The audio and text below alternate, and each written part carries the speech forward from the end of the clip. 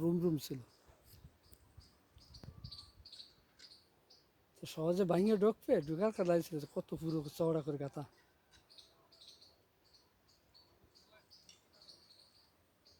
আরে বোম মারলেও তো ফাটবে না, হুম, এমন সিস্টেম করা।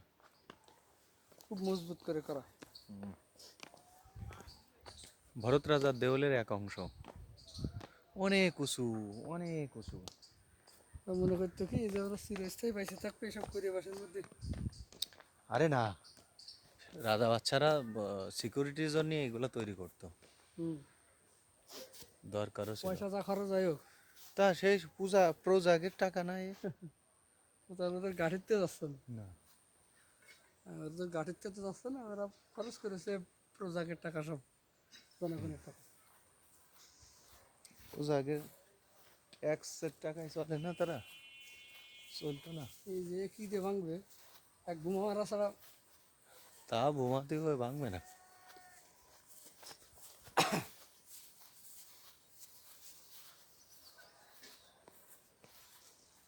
যাক, মনের আশা পূরণ হয়েছে অবশেষে, দেখতে পাচ্ছি। ঠিক আছে,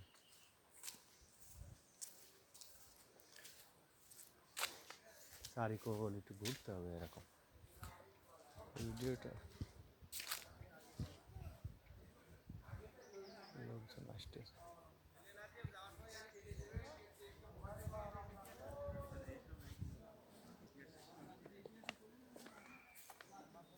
কি সুন্দর করে গাঁথ নিয়েছিল, রং করা লাগবে না।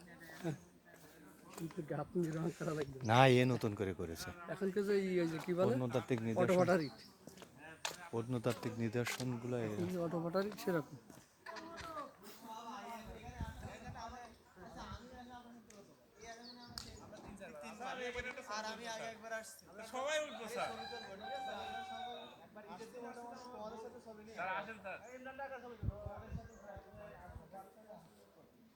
ভাই,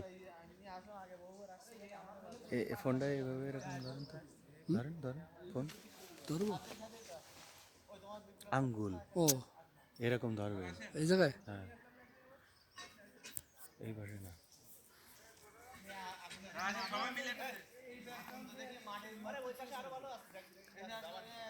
যশোর জেলার মনিরামপুর কেশবপুর উপজেলার ভরত বাইনা বাজারের পাশে ভরত রাজার দেওল। এটি অনেক বিখ্যাত একটা ধ্বংসাবশেষ। তৎকালীন রাজা ভরত রাজার বাড়ির কিছু নির্মাণের অংশ আপনারা দেখতে পেলেন, এবং তিনি এই অঞ্চলে, বিশেষ করে এই অঞ্চলের জমিদারি প্রথাগুলো তিনি প্রবর্তন করেন, এবং এখানে তার বংশবিস্তার প্রবাহিত হয়, এবং সবশেষ এখানে তার ধ্বংসাবশেষ এখনও স্মৃতি হিসেবে রয়েছে।